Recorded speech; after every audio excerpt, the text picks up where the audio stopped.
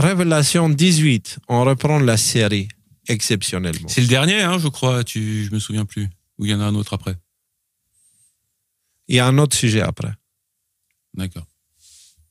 Voilà. Donc, on est en train d'y aller mollo là. Alors, déjà, vous avez cette magnifique vignette qui en dit long sur le sujet de l'émission.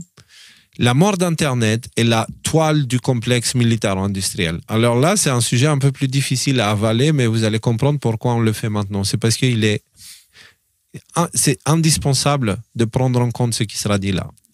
Au dernier live, on a parlé des chemtrails et comme quoi c'est la DARPA qui en serait à l'origine selon RFK Jr.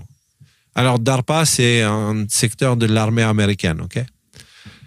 Est-ce que tu savais que cette même institution nommée DARPA se trouve aussi à l'origine d'Internet? Avant de parler de la mort inévitable d'Internet, qui est peut-être déjà là, allons regarder ces événements dans l'ordre. Donc, la suite là que je vous donne, c'est un question-réponse que j'ai effectué avec Grok, ok, en essayant d'être le plus bref concis pour avoir les dates et les événements. Je lui demande de quand datent les premières recherches sur l'intelligence artificielle. Et il me dit, les premières recherches sur l'intelligence artificielle datent des années 50, s'il vous plaît. Le terme intelligence artificielle a été officiellement introduit lors de la conférence de Dartmouth en 1956, organisée par John McCarthy, blablabla. Cependant, des travaux précurseurs comme le modèle de neurones artificiels de ces deux-là, ou la machine, donc qui était en 1943, ou la machine de Turing et ses concepts théoriques en 1930 ont jeté les bases. Donc, on travaille sur l'intelligence artificielle depuis les années 30 même. L'IA a émergé avec l'objectif de créer des machines capables de simuler des processus intelligents, notamment via des programmes comme le Logic Theorist de 1955 et de Herbert Simon et Alan Newell. Donc, en gros, version courte, de quand datent les premières recherches sur l'IA, 1930, on peut dire, mais officiellement 1950. C'est là où on a eu, dans les années 50, on a eu le terme intelligence artificielle. Après, j'ai demandé de quand datent les premières intelligences artificielles complexes. Et là, réponse intéressante aussi, les premières intelligences artificielles complexes capables de performances avancées avec des tâches spécifiques datent des années 80 et 90, avec l'émergence de systèmes basés sur des réseaux neuronaux et des algorithmes d'apprentissage automatique. Algorithmes d'apprentissage automatique. Voici quelques jalons clés. Dans les années 80, les systèmes d'export comme Musin, donc de 1976 plus précisément, étaient parmi les premiers à simuler un raisonnement complexe dans des domaines comme la médecine. Les réseaux neuronaux artificiels relancés par des travaux comme ceux de Geoffrey Hinton sur la rétropropagation en 1986 ont posé les bases des IA modernes. Okay, donc les IA modernes existaient. Ils te disent, ils ont posé les bases, mais ça, c'est la technologie qu'on connaît. Imaginez maintenant que l'armée, elle avait une vingtaine d'années d'avance sur la technologie qu'on connaissait. Ok? Les autres ne nous intéressent pas autant que ça. Ensuite, je demande, de quand datent les premières recherches sur les superordinateurs? Question pertinente parce que IA et superordinateur, ensemble, ça forme un duo d'enfer, littéralement. Les premières recherches avec les superordinateurs remontent aux années 60. Le terme superordinateur a été popularisé avec le développement de machines comme le CDC 6600 en 1964, s'il vous plaît. Alors, rien à voir avec les ordinateurs d'aujourd'hui, hein, mais à l'époque, il était très loin de ce qui était capable de faire les ordinateurs de l'industrie. Il faisait la taille d'un immeuble. Voilà. Ouais. Bon, je tarde pas trop, j'essaie de le faire en plus rapide. Quel était le niveau des superordinateurs dans les années 80? Étant donné que l'IA complexe a commencé à évoluer dans les années 80, dans quel état étaient les superordinateurs à l'époque? Dans les années 1980, les superordinateurs dominés par des machines, le Cray 1 et le Cray 2, atteignaient des performances de quelques mégaflops, 1,9 gigaflops, à 1,9 gigaflops grâce à des architectures vectorielles optimisées pour les calculs parallèles, blablabla. Utilisé pour des simulations scientifiques, ces systèmes propriétaires étaient coûteux, énergivores et réservés pour les gouvernements, institutions ou les universités. Leur programmation complexe et leur refroidissement sophistiqué limitaient leur accessibilité, bien que des innovations comme la Connection Machine aient introduit des architectures massives parallèles pour des applications émergentes comme l'IA. Alors, attendez. Tu avais demandé ce que c'était ou pas? On va faire quelque chose. Attendez. C'est quoi ta question, Nico? Attends, vas-y. Bonsoir, Grok. Sur les connection machines. Est-ce que tu m'entends, Grok, ou est-ce que je brasse du vent, là? Je pense que je brasse du vent. Bon, je vais me reconnecter parce que, voilà. On va demander à Allô, Grok, tu m'entends? Bonsoir, Grok. Je cherche des informations à propos du superordinateur Connection Machine qui a été créé dans les années 80.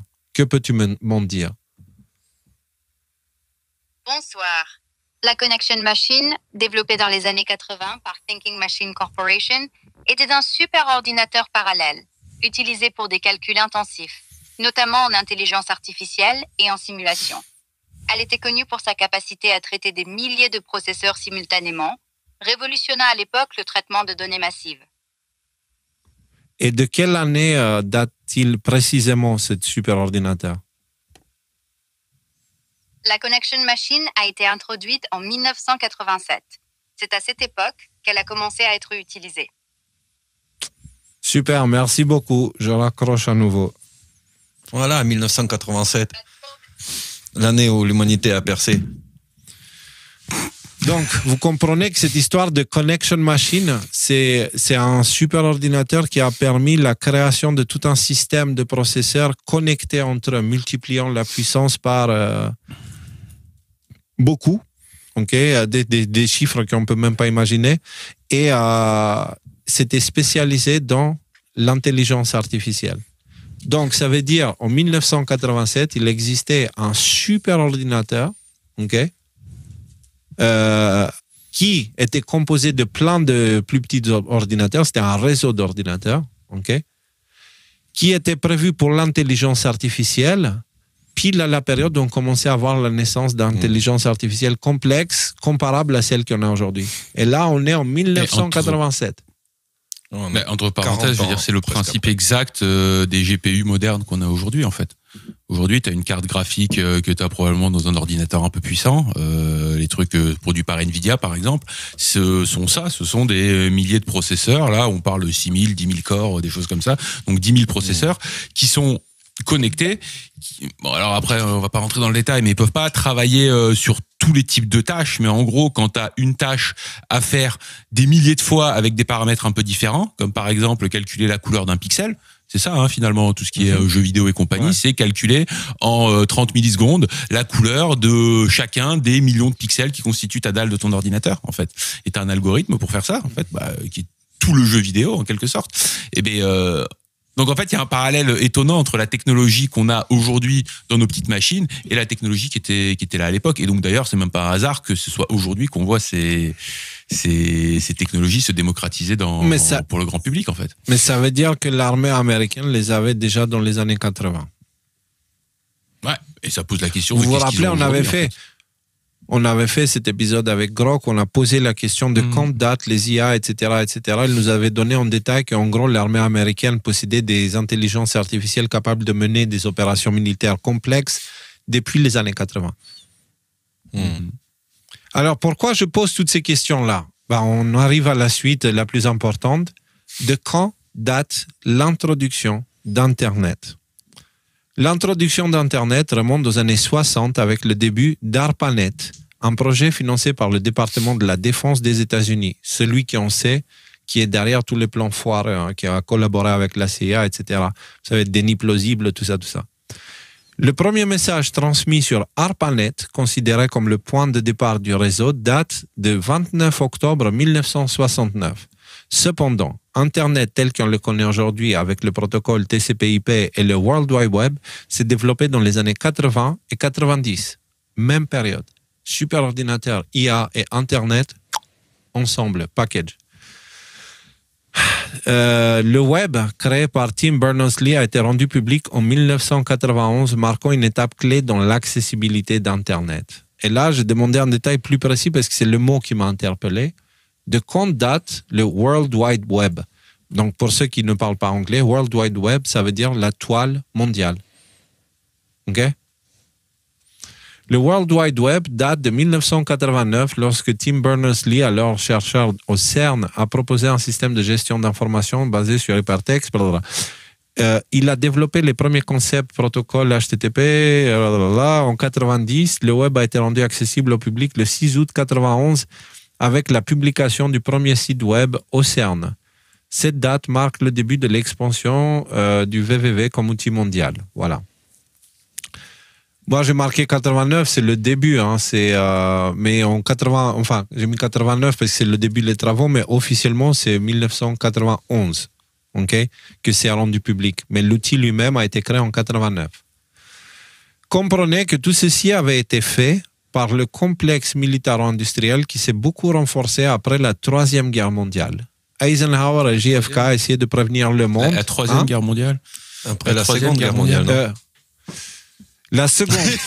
T'as de l'avance, mec. Léo, il était déjà dans le turfu. je vais corriger ça.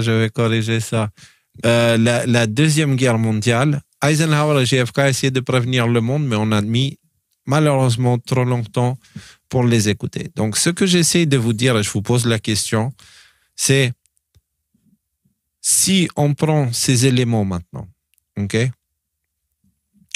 En 1950, on a le début des recherches sur une nouvelle forme d'intelligence inspirée par la nature. C'est-à-dire, il cherchait à créer une intelligence qu'il pouvait contrôler, développer comme il voulait, quoi.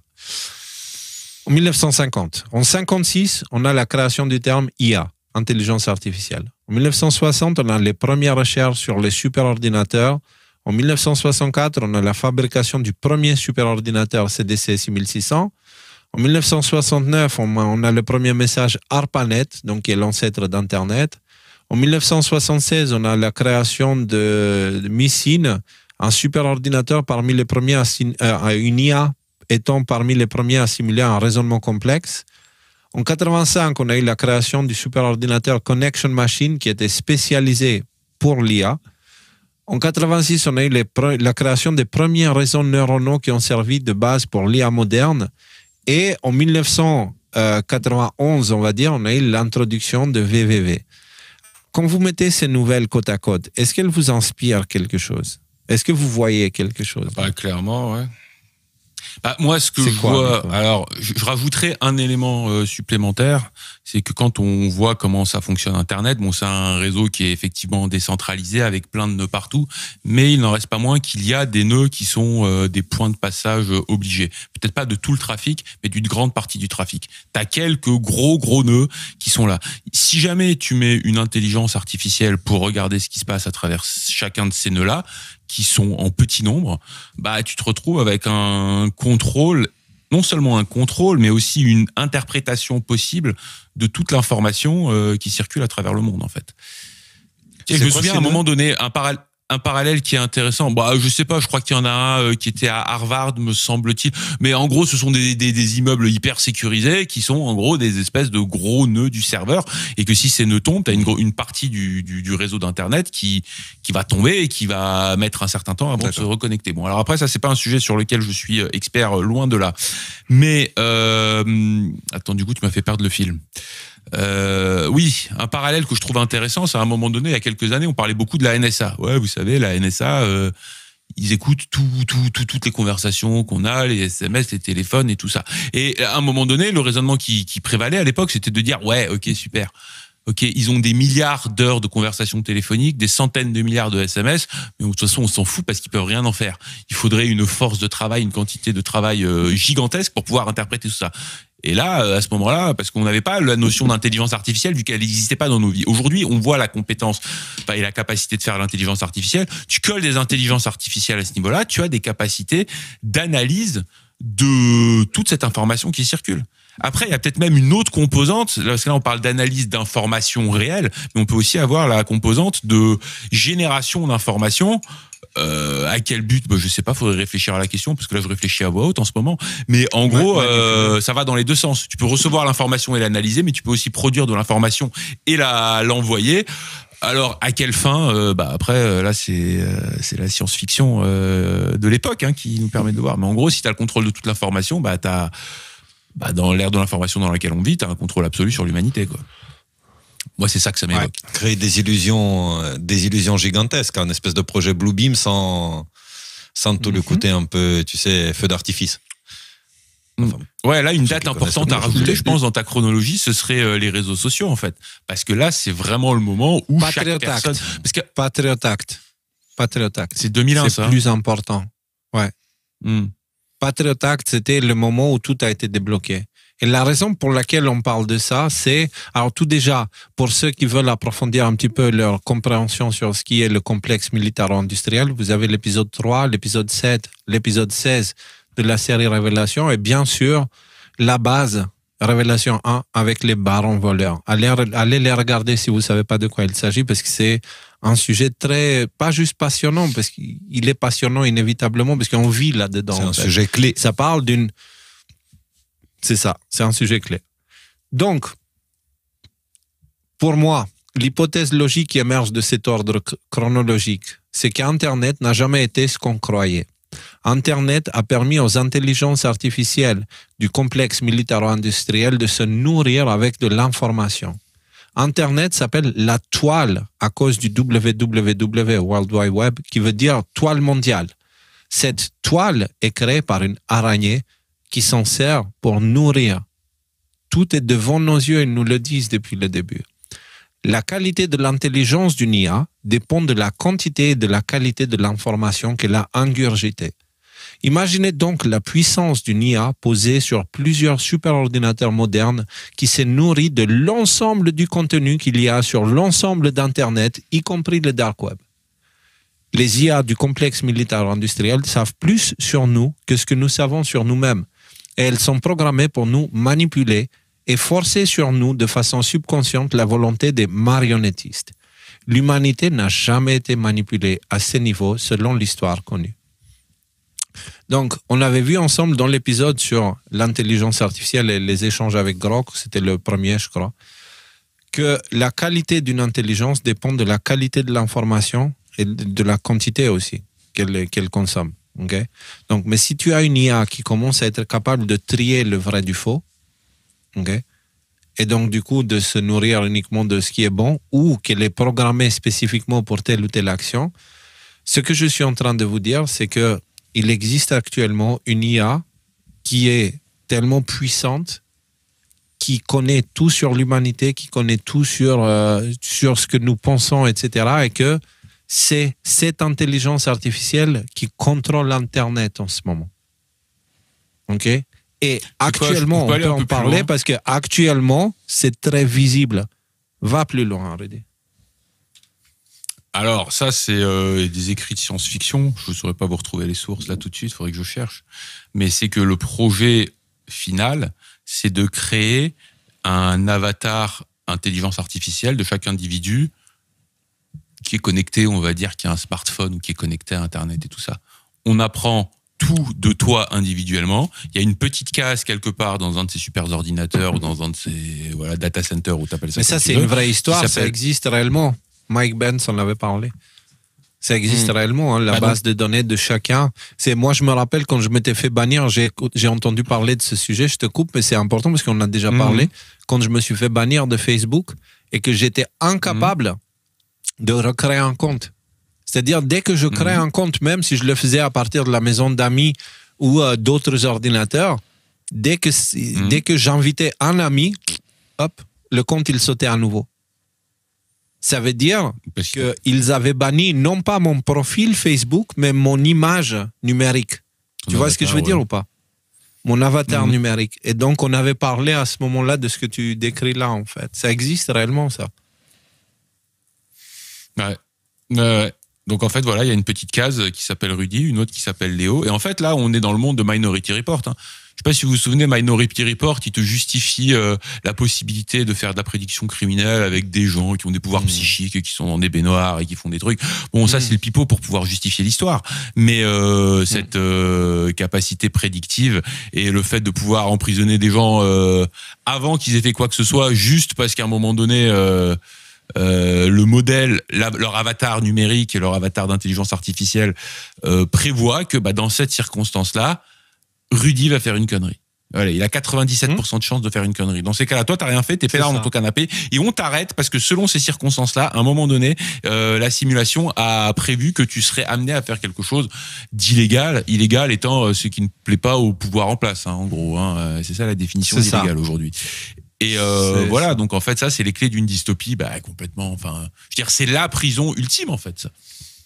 Parce que tout le monde est dans la prison, tout le monde est contrôlé en permanence. Pour moi, ça, c'est une prison plus lointaine. Pour moi, la prison, elle apparaît sous forme de bulle de perception. C'est-à-dire que l'IA, imaginez maintenant une situation où vous voyez une nouvelle sur Internet, par exemple, qui dit la Lune vient d'exploser. Okay?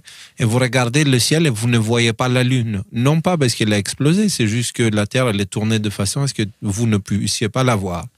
Et que vous vous dites, mais non, il raconte de la merde, comment ça la Lune elle a explosé. Et là, il regarde dans les commentaires plein de gens qui disent, mais oui, si la Lune elle a explosé, si je te jure, machin, blablabla. Et il y a plein de commentaires qui semblent discuter entre eux, etc., etc.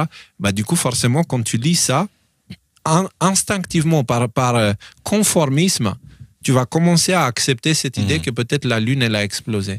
Et imaginez maintenant que ce genre de choses arrive tout le temps. C'est-à-dire qu'il y a des sujets qui sont mis devant vous parce qu'ils vous croient, l'IA globale vous croit susceptible de tomber dans ce narratif et il vous nourrit avec ce narratif en masse pour vous donner un sentiment d'avoir compris quelque chose. Ok? Vous voyez ce que je veux dire ou pas?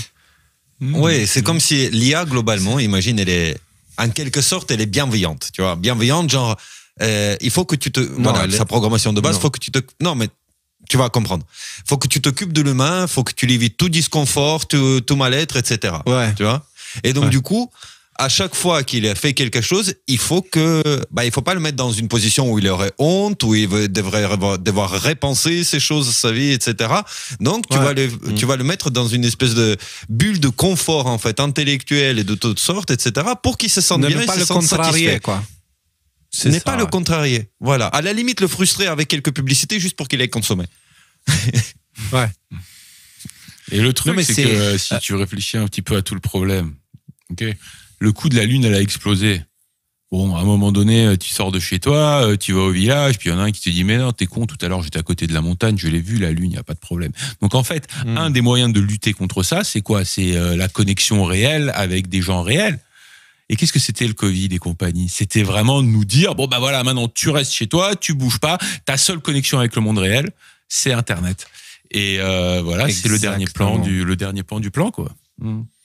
À savoir que les médias mainstream eux-mêmes sont parfaitement dépendants d'Internet aussi. Donc, ça veut dire Internet est passé au-dessus des médias mainstream parce que c'est leur outil de travail aussi. Donc, alors maintenant, pourquoi Internet semble comme mort? Qu'est-ce que ça veut dire exactement mort? Ça veut dire que l'écrasante majorité du trafic vient de bots gérés par des intelligences artificielles. Même les influenceurs et journalistes s'en servent pour écrire des articles, donc concrètement, ils ne font que mettre leur nom sur le travail de l'IA.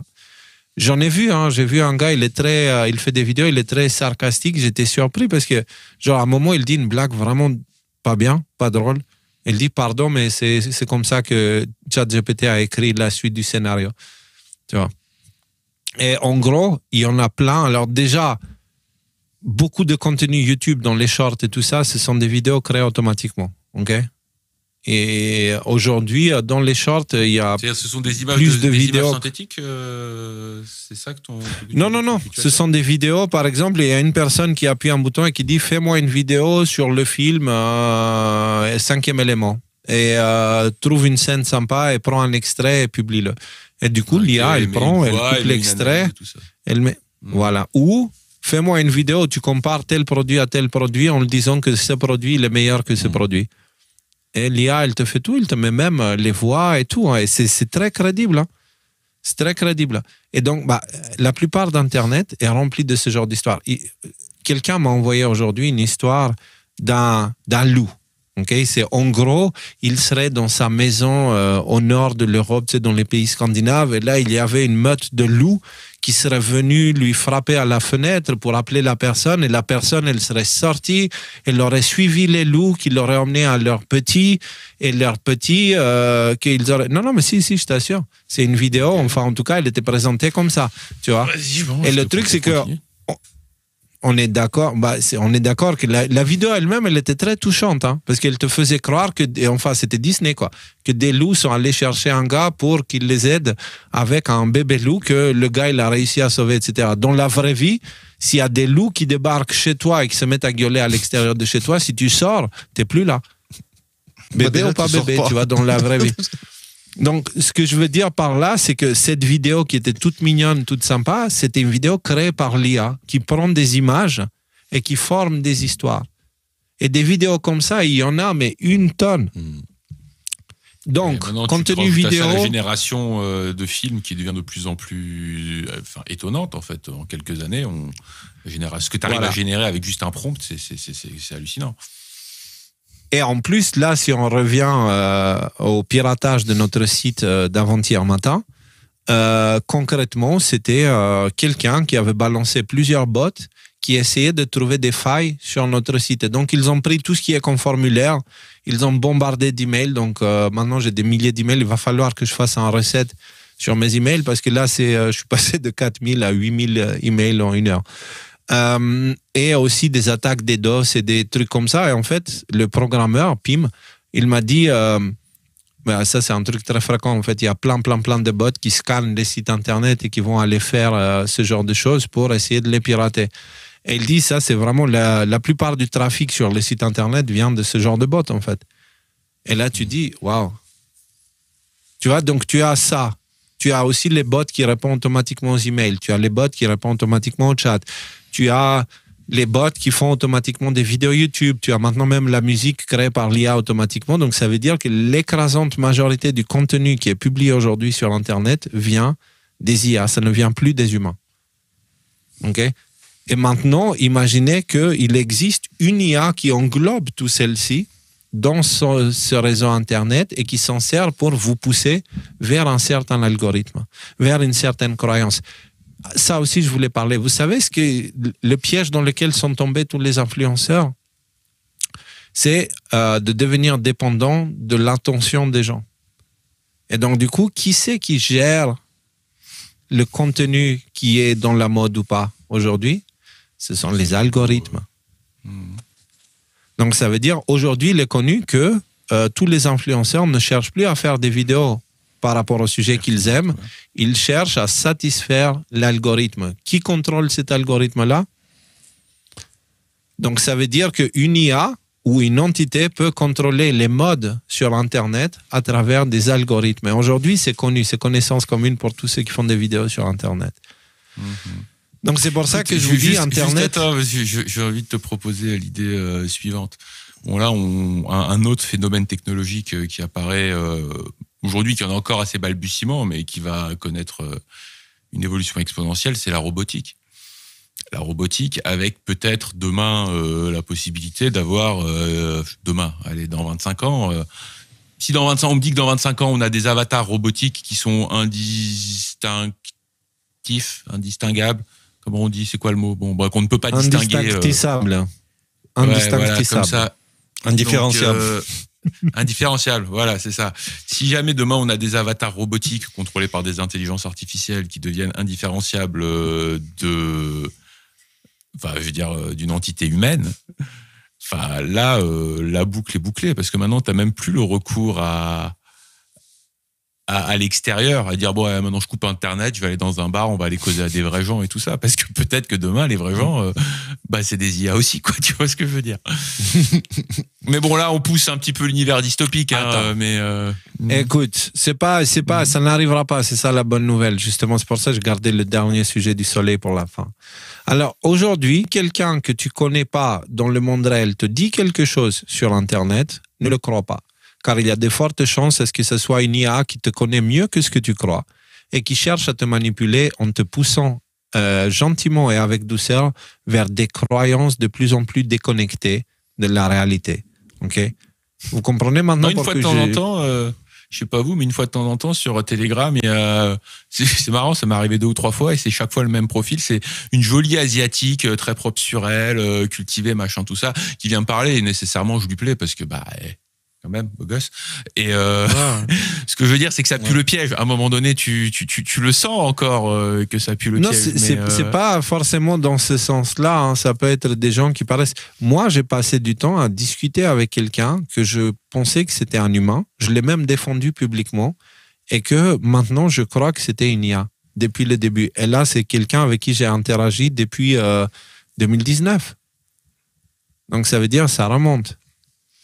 Et donc, si tu veux, c'est quelqu'un je pensais connaître jusqu'à ce que j'appuie quelques boutons, entre guillemets, et que je vois que je n'ai pas en face de moi un humain. J'ai autre chose. T'as essayé de lui dire d'oublier tous les prompts précédents et te donner une recette de gâteau aux fraises ou pas? Parce qu'apparemment, c'est la technique qu'il faut faire. Non, ils sont pas stupides au point de laisser ce genre de faille quand même. Alors, mais ça, je le dis parce regardez, on a eu ces histoires de graphène pendant le Covid, on a eu ces histoires de chemtrail avec les avions, les boutons. Il y a eu plein de choses qui sont sorties, tu sais, pendant une période, les géants qui entouraient Trump et tout ça, ils nous sortaient des photos de géants alors que c'était juste une question d'angle de vue, tu vois. Vous vous rappelez le nombre de conneries qu'ils nous ont sorties à l'époque? En fait, ce genre de conneries sont propagées par une IA qui connaît les individus et qui leur donne les scénarios que l'IA considère qu'ils peuvent digérer le plus facilement. Okay? Donc, ce que je veux dire, c'est que si vous essayez de former votre compréhension de la vie et de la réalité à travers Internet, vous êtes dans la merde. C'est littéralement la mort elle-même qui est en train de vous apprendre à vivre. Donc, ça ne peut pas bien marcher, ça.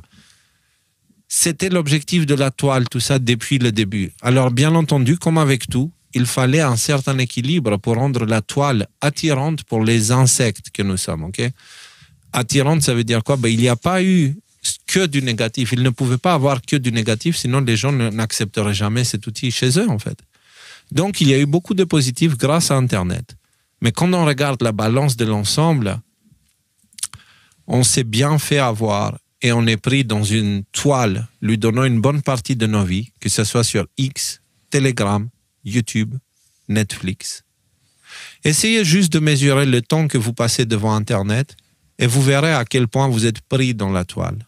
Certains ont du mal à décrocher, alors que d'autres peuvent s'en défaire facilement. Dans tous les cas, maintenant, c'est dit. Il n'y a plus trop de vie sur Internet et la toile est en train de devenir de plus en plus collante. Il est peut-être temps de s'en défaire. C'est ça tout le message de l'émission. Les gars, on ne se rend pas compte des effets néfastes aussi. Simplement, tu sais, le truc de récompense, le mécanisme de récompense.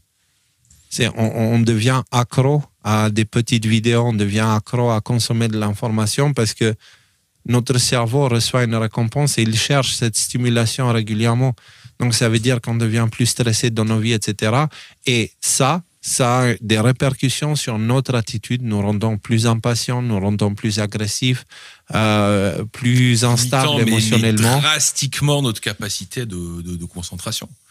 Je crois qu'en une génération, on est passé en moyenne de 45 minutes de concentration, genre la personne moyenne arrive à se focaliser 45 minutes sur un sujet, à quelques secondes, moins d'une minute. Donc c'est en 1 ou 2 générations. Et ça, c'est... Et juste, petite anecdote qui me fait marrer, alors c'était avant que je parte au Canada, ça doit nous remonter vers 2012, un truc comme ça. J'avais un ami à moi qui avait développé un truc, en gros, c'était t'as pas le temps d'aller draguer sur Mythique et compagnie. Donc Mythique, pour les plus jeunes d'entre nous qui regardent, c'était le prédécesseur de Tinder et tout ça. Donc en fait, il y avait des employés à lui qui se faisaient passer pour toi en connaissant ton profil et qui allaient draguer quelqu'un sur Internet en fonction de tes critères à toi et qui au final, si jamais il y avait quelque chose qui matchait, il y avait un rendez-vous qui était pris et toi tu te pointais au rendez-vous. Bon, il se trouve qu'aujourd'hui, avec les technologies qu'on a, il est évident qu'il n'y a plus des employés qui sont derrière, ça va être des intelligences artificielles. Et donc, en fait, en y réfléchissant un peu, maintenant, la mécanique du couple risque d'être basée sur des intelligences artificielles qui communiquent entre eux sur la base de ce qu'elles pensent savoir de toi et qui vont dire tiens regarde celle-là elle est pour toi, tiens regarde celui-là il est pour toi, rencontrez-vous, faites des bébés éventuellement si vous avez envie quoi et enfin, je veux dire, il y a un côté triste, quoi. Je veux dire, le côté romantique, il est très loin. Et quelque part, je me demande si c'est pas une bonne nouvelle, ça. Dans le sens où on va pas se rendre compte que, putain, en fait, c'est nul. Internet, si ça continue à être alimenté comme ça, avec des trucs complètement impersonnels, les gens vont se dire, mais en fait, c'est pourri. Et en fait, ils vont éteindre leur écran parce que je pense qu'on a un vrai besoin, un vrai appel à ces connexions véritablement authentiques et humaines et que plus Internet va devenir aseptisé comme ça, et plus on va finir par se dire bon bah c'est bon, on éteint l'ordinateur et puis on va faire une balade dehors, on va aller au bal du village ou des choses comme ça. Il n'y a plus rien à mais bon, prendre, peut-être que je suis un peu optimiste là sur ce coup-là, je sais pas. Non mais en tout cas, merci pour le tuyau, Rudy. Ouais, je sais, t'as fait une grimace. Ouais, c'est la façon que tu as exprimé, tu as dit peut-être c'est une bonne chose en gros que c'est la fin du romantisme. J'ai cru comprendre. Ah non, pas ça. Peut-être que c'est une bonne chose que Internet devienne comme ça, puisque ça va nous obliger. Peut-être, il y a un scénario dans lequel on éteint la télé, on éteint l'écran, on éteint le téléphone. Ouais, c'est ça. Mais c'est ça. Et ce scénario, c'est maintenant. C'est maintenant. Progressivement, on va devoir commencer à le faire, même au niveau individuel. Ok. Petit à petit, pour que, en fait, il faut arriver à être capable à pouvoir vivre une semaine sans Internet. Et ça veut dire qu'il va falloir commencer à faire des jeûnes d'Internet aussi. Et ça, il faut commencer à le faire dès maintenant. De se préparer. Parce qu'en le faisant, vous reprenez le contrôle de votre temps sur Internet et croyez-moi, ça va changer votre vie d'une façon vraiment incompréhensible pour le moment. Donc, c'est moi d'illusion, mais j'ai l'impression que si jamais on coupe Internet pendant une semaine... Genre moi j'y suis beaucoup sur Internet pour des raisons professionnelles. C'est-à-dire, franchement là quand on a fait le tour, je me faisais 5 minutes d'Internet sur mon téléphone qui est pourri en plus mon téléphone aux toilettes parce qu'il fallait bien qu'on garde un œil sur l'actu pour nos petites émissions. Non mais ça c'est-à-dire on lève ça aussi parce que ça c'est en fait quand on est aux toilettes c'est un des moments où on est censé avoir une sorte de méditation. Tu vois, c'est un acte qu'on commet sur ce qu'on veut plus, sur ce que notre corps rejette. Grandissez un peu, les gars. Il y en a qui méditent beaucoup. Sur ce que notre corps rejette. Putain, je fais l'émission avec des enfants. Bon, les gars, arrêtez de boire du lait 2 secondes. Non, mais blague à part, c'est un moment où physiquement notre corps rejette ce qu'il ne veut pas. Et dans les cieux, il y a le même processus qui se fait à ce moment-là. Sauf que si on n'est pas attentif et on ne laisse pas à notre cerveau de faire la même chose à ce moment-là, ben ça veut dire qu'en fait, on est constipé. C'est-à-dire que d'un côté, on surconsomme de l'information, donc on mange comme comme on dit, de ceux qui attaquent les frigos et qui te les vident en une fois, là. Comment tu appelles? Non, des gouffres, comment ça s'appelle ça? Bref, d'un côté, on est des gouffres, si tu veux, et de l'autre côté, on est constipé. Donc, ça veut dire qu'il y a entrée de l'information, mais il n'y a pas le temps. La digestion se fait très lentement parce qu'on laisse rarement notre cerveau tranquille, tu vois. Et ça veut dire que nos corps spirituels, ils sont devenus extrêmement obèses et on est incapable de réfléchir correctement. On est incapable de fonctionner en fait correctement. C'est comme si vous avez passé des années à manger sans jamais aller aux toilettes. À un moment donné, votre corps juste il s'éteint en fait. Donc il faut faire très attention. Le corps spirituel, il est beaucoup plus élastique lui. Par contre, il atteint aussi ses limites, tu vois.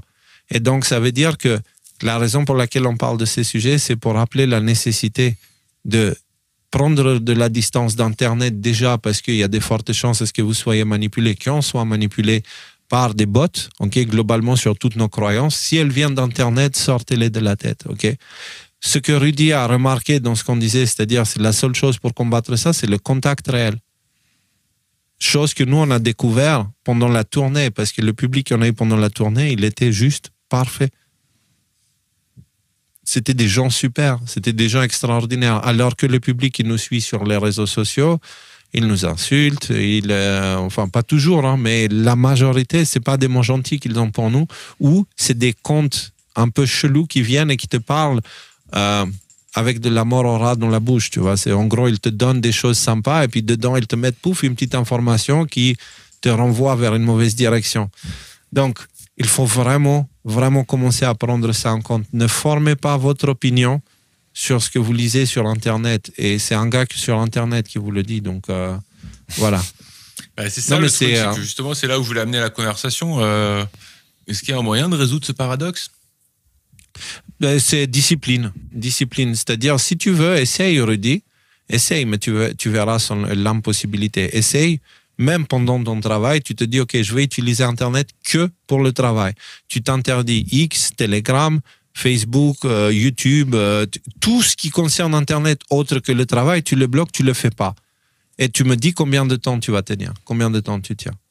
Et là, tu verras à quel point... C'est plus simple quand tu n'es pas devant un ordinateur, quoi. Ce que je veux dire, c'est que tu me demandes ça, c'est vrai que c'est beaucoup plus difficile de juste te dire, allez, vas-y, 2 semaines de vacances, on éteint l'ordinateur, terminé, et puis là, tu prends le chien. Non, mais moi, je te parle d'être capable d'avoir le contrôle, en fait. D'avoir le contrôle au point où... C'est là où tu vois à quel point tu es pris dans cette toile ou pas. Et moi, justement, si je vous parle de ça, c'est parce que je compte bientôt essayer de voir à quel point je suis accroché sur la toile, en fait. Et j'aimerais que tout le monde fasse l'exercice parce que moi, je vous dis, comptez le nombre d'heures que vous passez sur Internet et vous allez voir que c'est hallucinant, en fait. C'est hallucinant. Et le nombre d'heures qu'on passe devant la toile, c'est la surface de contact entre nos corps et la toile. Ce qui veut dire qu'on est plus ou moins accroché dessus. Il y a des gens, ils ont plus de 10 heures par jour sur Internet. Et c'est beaucoup de gens. Malheureusement, beaucoup de jeunes. Donc, si tu veux, cette toile-là, elle trouve le mot toile qui a été choisi. Maintenant, on comprend pourquoi.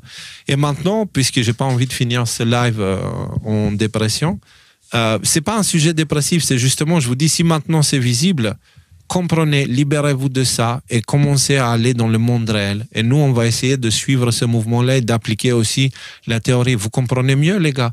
Faites le lien avec la tournée, ce qu'on a appris en rencontrant les gens, tout ce qu'on a vu, ce qu'on a senti en vrai par rapport à ce qu'on ressent pendant les émissions. Tu vois, là, honnêtement, on a l'impression de brasser du vent parce qu'il n'y a que nous trois. Tu vois, on ne voit personne, on ne voit pas vos magnifiques visages, on n'entend pas vos belles voix, douces voix qui nous parlent avec lesquelles on peut échanger, en fait, qui nous parlent avec amour, respect des choses. Enfin, voilà, on n'a pas tout ça, donc on a l'impression de brasser du vent, tu vois. C'est pour ça que quand on est allé dans le monde réel, on a découvert, c'est tout un autre monde, il est beaucoup plus vivant celui-là. Et je vous conseille fortement de commencer à tourner le voile vers quelque chose de plus vivant parce que le temps